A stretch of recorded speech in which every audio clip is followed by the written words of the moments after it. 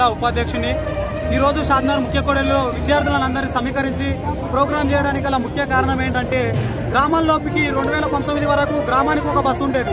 కానీ తర్వాత చూసుకున్నట్టయితే గ్రామానికి బస్సులు లేక విద్యార్థులు అనేక ఇబ్బందులు ఎదుర్కొన్నటువంటి పరిస్థితి మనం షాద్నగర్ పట్టణంలో చూస్తూ ఉన్నాం. ఒక షాద్నగర్ పట్టణంలోనే కాదు రాష్ట్ర వ్యాప్తంగా బస్సుల కొరత ఉన్నది. కాబట్టి ఇది రాష్ట్ర ప్రభుత్వం వెంటనే స్పందించాలి. విద్యార్థులు ఎవరైతే ఉన్నారో పేద విద్యార్థులు కానివ్వండి, మెజారిటీగా చదువుకున్నటువంటి విద్యార్థులకు టైంకు బస్సులు రాక విద్యార్థులు చాలా ఇబ్బందులు పడుతున్నటువంటి పరిస్థితి మనం చూస్తూ ఉన్నాం. కాబట్టి రాష్ట్ర ప్రభుత్వం ఒకటే మేము ఎస్ఐపైగా చెప్తా ఉన్నాం.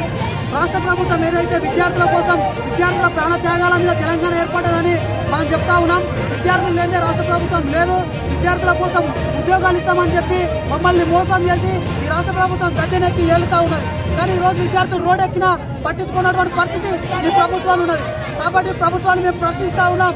ఈ రోజు ఎవరైతే ఈ విద్యార్థులు కూడి ఈ షాద్నగర్ ముఖ్య కూడలిలో ధర్నా చేస్తున్నారో ఒక్కొక్క విద్యార్థిగా మేము లీడర్గా మేము మాట్లాడాల్సింది ఒకటే ఏంటంటే ఇక్కడ ఉన్నటువంటి ప్రతి ఊరికి మీరు బస్సులు నడపాలి. అక్కడ ఉన్నటువంటి విద్యార్థులకు మీరు సమయానుకూలంగా బస్సులు నడపాలి. ఇప్పటి వరకు డిపో మేనేజర్ గారికి చాలాసార్లు వినతి పత్రాలు ఇచ్చినాం. అయినా స్పందించకపోవడం సిగ్గుచేటు. ఉన్నతాధికారులు ఇప్పటికైనా దిగివచ్చి విద్యార్థులకు న్యాయం చేయకపోతే పెద్ద ఎత్తున ఉద్యమాన్ని తీసుకుంటాం. రాష్ట్ర వ్యాప్తంగా విద్యార్థి ఉద్యమాన్ని లేపుతాం.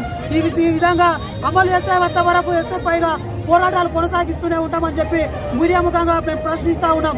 అరెస్టులతో ఉద్యమాన్ని ఆపలేరు. ఇంకా ఎంత అయినా సరే ఈ ఉద్యమాన్ని ఆపే వరకు, ఈ ఉద్యమం సమస్య పరిష్కారం అయ్యేంత వరకు మేము పోరాటం ఇలాగే కొనసాగిస్తాం. విద్యార్థుల పక్షాన ఎస్ఎఫ్ఐగా చావు వరకు పోరాడతామని చెప్పి రాష్ట్ర ప్రభుత్వాన్ని మేము డిమాండ్ చేస్తా ఉన్నాం.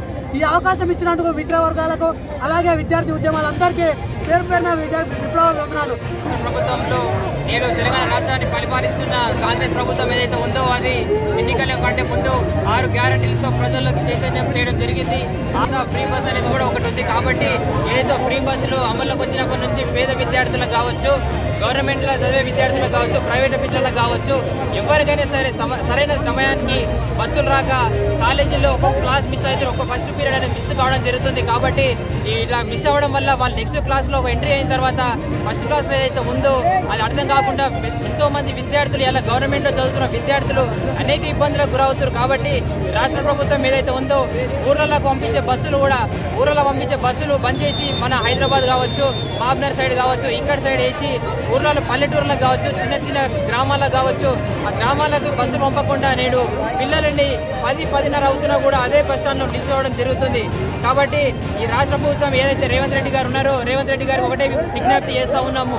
ఏదైతే ఫ్రీ బస్ అని చెప్పి అమలు చేసిరో అంతే అధికారంతో మీరు అనేక బస్సులు ప్రొవైడ్ చేసి పేద విద్యార్థులు కావచ్చు, అనేక ఊర్ల గ్రామ ప్రజలు కావచ్చు సదుపాయం అనేక విధాలుగా బస్సు సమస్యలు తీరేటట్టుగా రాష్ట్ర ప్రభుత్వం తీసుకోవాలి. ఎందుకంటే బస్సులు సమయాన్ని రాకపోతే గ్రామ ప్రజలు కానీ, ప్రైవేట్ స్కూళ్ళల్లో కానీ, గవర్నమెంట్ స్కూళ్ళల్లో కానీ పేద విద్యార్థులు విద్యను దూరం చేస్తున్న రోజులు కనబడతా ఉన్నాయి. కాంగ్రెస్ ప్రభుత్వం ఏర్పడిన తర్వాత బస్సుతో అనేక సమస్యలు ముడిపడి ఉన్నాయి. పేద పిల్లలకు చాలా విద్య అంటే మేము దీనికి ఎంకరేజ్ చేస్తూ ఉన్నాం. ఫ్రీ బస్సులు పెట్టిరు, దానికి మేము కాదని అంటలేం. కానీ అనేక బస్సులు ప్రొవైడ్ చేసి విద్యార్థుల సమస్యలు ఏవైతే ఉన్నాయో విద్యార్థులకు ఇబ్బంది కాకుండా ఉండాలి. అలాగే ఫ్రీ బస్సులు పెట్టిన తర్వాత కండక్టర్లు కావచ్చు, డ్రైవర్లు కావచ్చు పిల్లల పట్ల దురుసుగా మాట్లాడడం కానీ, ఆధార్ కార్డు లేకపోతే తిట్టడం కానీ వాళ్ళతో విచ్చలవిడిగా ప్రవర్తిస్తూ ఉన్నారు.